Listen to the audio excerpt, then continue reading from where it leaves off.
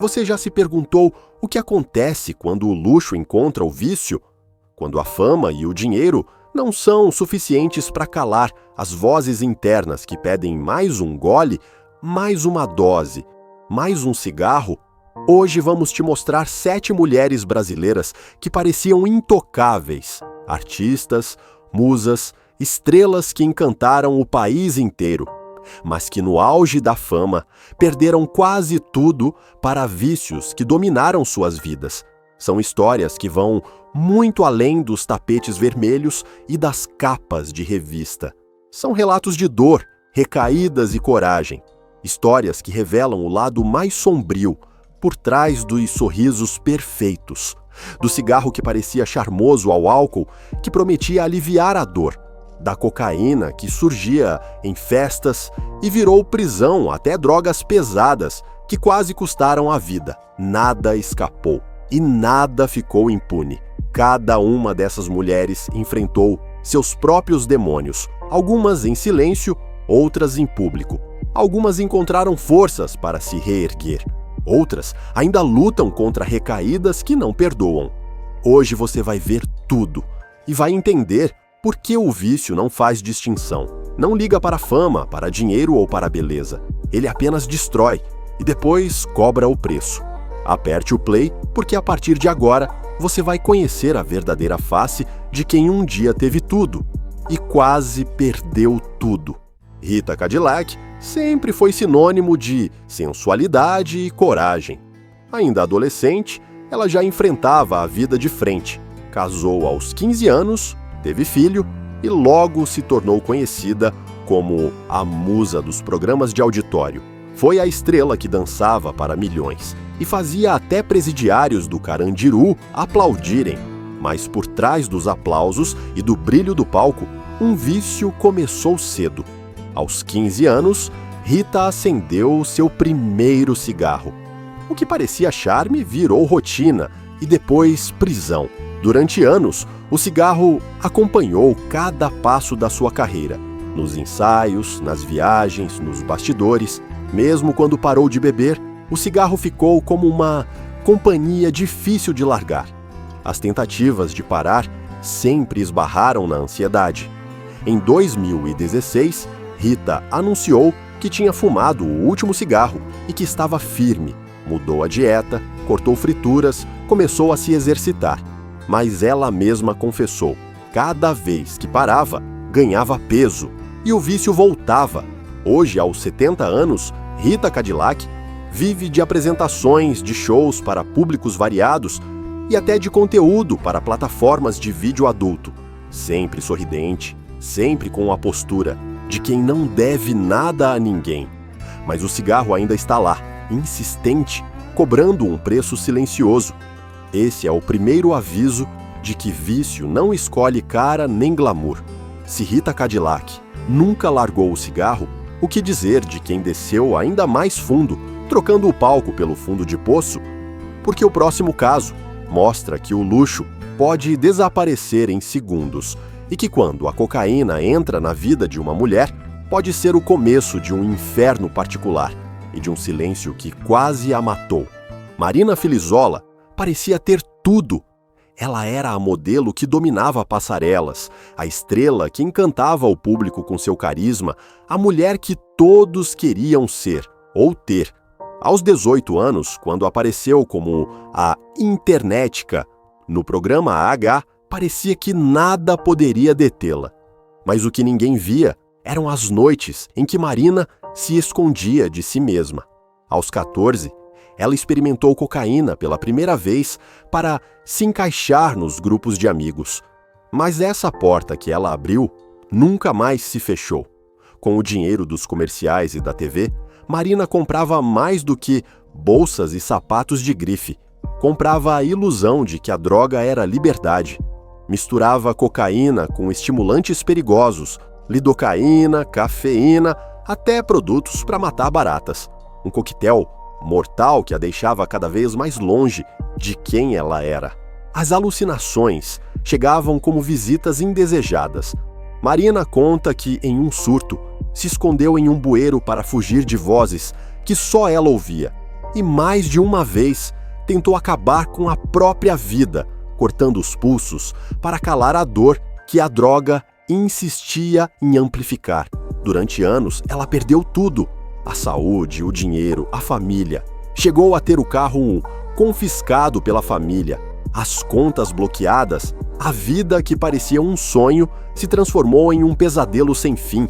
A salvação veio do lugar mais inesperado: o nascimento do filho, Logan. Ela conta que ser mãe virou seu maior escudo. Entrou para o grupo Narcóticos Anônimos, encontrou força onde antes só havia vazio. Largou as passarelas, largou o espelho que só mostrava a máscara e começou a se reconstruir, palavra por palavra, no livro de memórias que lançou anos depois. Hoje, aos 41 anos, Marina Filizola não pisa mais em passarelas, mas pisa firme em um chão seguro, o da maternidade, o da literatura e o da sobriedade.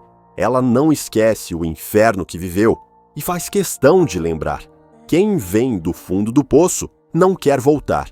Mas se o vício de Marina era um grito de desespero, a próxima mulher que vamos conhecer encontrou no álcool uma forma de anestesiar a maior dor de sua vida, a morte de quem mais amava.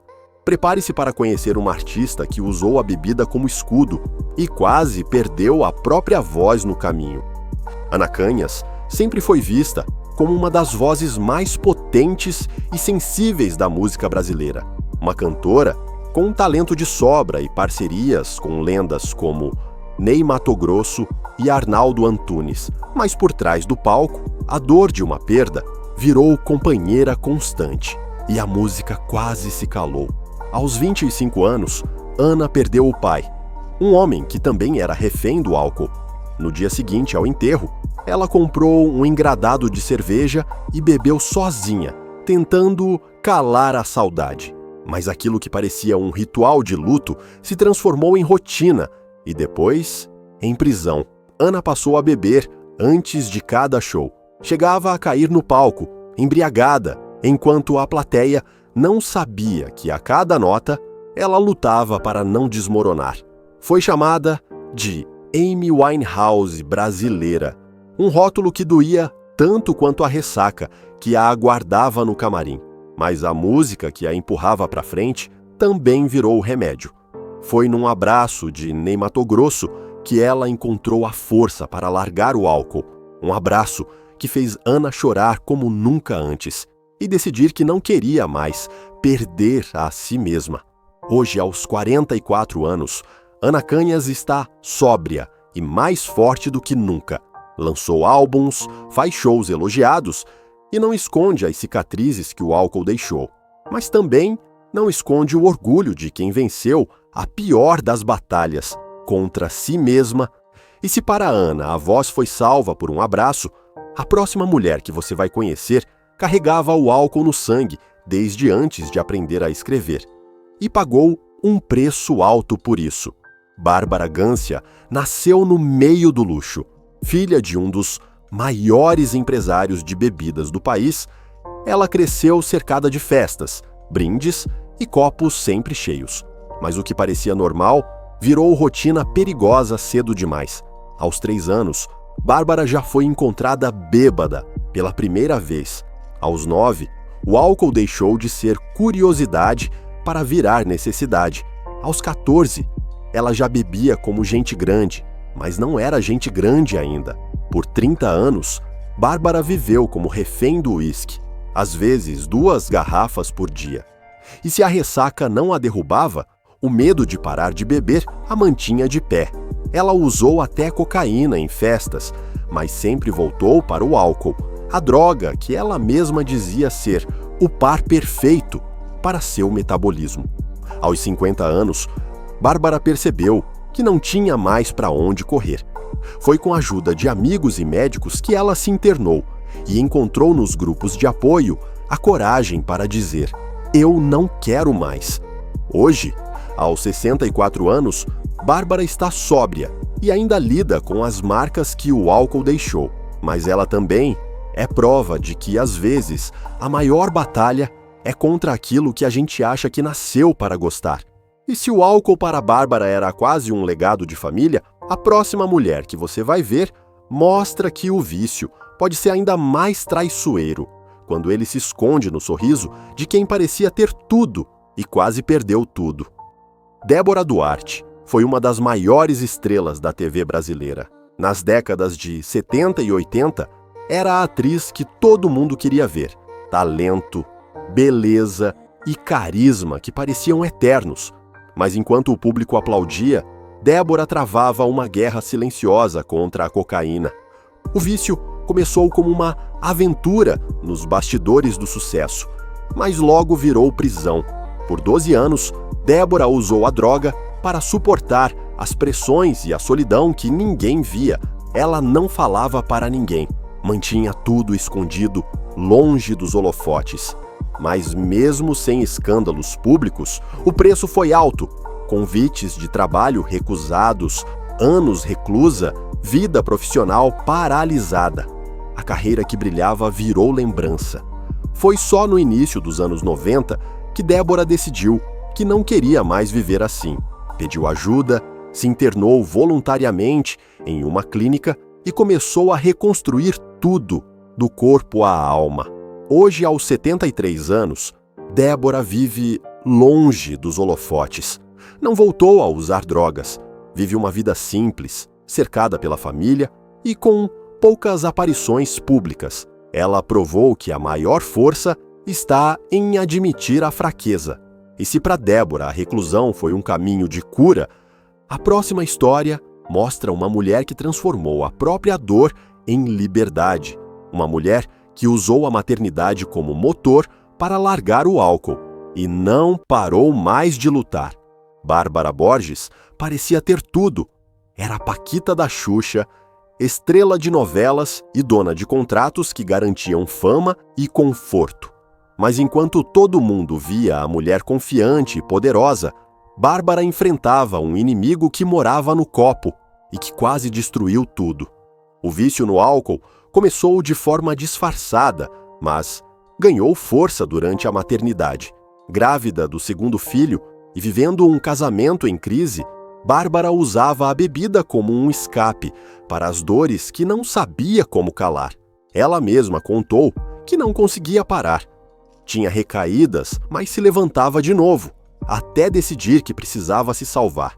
Com terapia, espiritualidade e a coragem de admitir suas falhas, Bárbara se libertou do álcool, cortou-lhe o cabelo, recomeçou a vida ao lado de um novo companheiro e virou inspiração para quem também quer largar o vício. Hoje, aos 46 anos, ela é empresária de moda, mãe de 2 filhos e símbolo de que o amor próprio pode ser mais forte que qualquer garrafa. Mas se para Bárbara o vício foi uma sombra que quase destruiu o casamento, o último caso que você vai ver agora prova que até a rainha do rock brasileiro teve que lutar para não deixar o vício roubar a vida dela inteira. Rita Lee nunca foi só mais uma artista. Ela foi um ícone que traduziu a rebeldia e a ousadia de uma geração inteira. A mulher que fez do palco sua casa, das letras seu grito, e que, mesmo com todas as quedas, nunca perdeu a voz que transformou milhões de vidas. Mas nem toda lenda está livre de seus próprios fantasmas, e a história de Rita, com as drogas, prova isso. Nos anos 60 e 70, o Brasil fervia em meio à ditadura militar, e Rita Lee era o sopro de liberdade que a juventude precisava. Com os Mutantes e depois sozinha, ela pintava o país de cores psicodélicas, enquanto o resto do mundo insistia em preto e branco. Mas essa liberdade tinha um preço, as festas nunca terminavam e as drogas eram companheiras constantes. Rita sempre foi sincera sobre as experiências que viveu. Eu experimentei de tudo, mas não me arrependo de nada, dizia. Maconha e LSD faziam parte das noites longas, dos ensaios caóticos e das letras que ecoam até hoje. Ela fumou maconha no Palácio do Planalto durante um jantar de chefes de Estado. Viajou com colares de LSD pendurados no pescoço e transformou essas aventuras em música que ainda hoje pulsa nos ouvidos de quem se recusa a viver no silêncio. Mas, por trás do riso largo e das frases afiadas, o vício cobrava seu preço. Em 1976, grávida de 3 meses, Rita foi presa por porte de maconha e passou 2 meses atrás das grades. Foi condenada à prisão domiciliar por 1 ano. E ainda assim, não se calou. Gravou discos e compôs canções que falavam de amor, liberdade e, sem nunca dizer claramente, de dor. Rita sempre insistiu que não era dependente crônica. Para ela, as drogas eram parte do personagem que encarnava no palco, mas também o fardo que carregava fora dele. Por trás das guitarras e do cabelo vermelho, ela lutava para manter o equilíbrio entre o que amava e o que podia destruir tudo. A virada na vida de Rita veio no momento em que muitos desacreditavam, quando virou avó. Em 2006, com o nascimento da neta, decidiu que já tinha vivido o suficiente e que era hora de parar. Eu estava cansada de tudo isso, confessou. Largou o cigarro, largou as drogas e decidiu que a família e a música eram o que restava de verdade. Mas isso não quer dizer que a história de Rita foi fácil depois disso. Ela enfrentou o câncer de pulmão, diagnosticado em 2021, e que não tinha relação direta com as drogas, mas que carregava o peso de quem viveu sem medo e muitas vezes sem cuidado. Mesmo assim, Rita nunca parou de criar. Continuou gravando, escrevendo livros e falando das próprias feridas sem medo. Eu sou o que sou, ela dizia, sem filtros, sem remorsos, porque Rita Lee sabia que a arte é feita de excessos, mas que no final é a coragem de encarar a própria escuridão que faz toda a diferença. Ela morreu em maio de 2023, aos 75 anos, deixando um legado que vai muito além do palco. Porque Rita Lee não foi só uma voz, foi um aviso de que até a maior das lendas precisa aprender a dizer não. De que mesmo quem transformou a rebeldia em música precisa, um dia, encarar o silêncio. Essa é a história de Rita Lee, a mulher que cantou a liberdade e pagou o preço da ousadia.